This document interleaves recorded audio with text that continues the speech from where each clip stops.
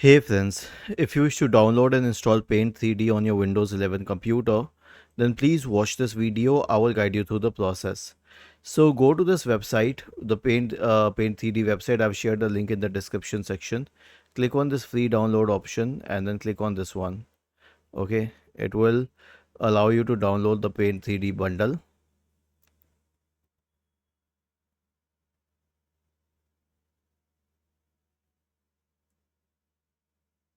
Okay, this is how you can download and install it because the installer is not. You click on this app bundle installer here.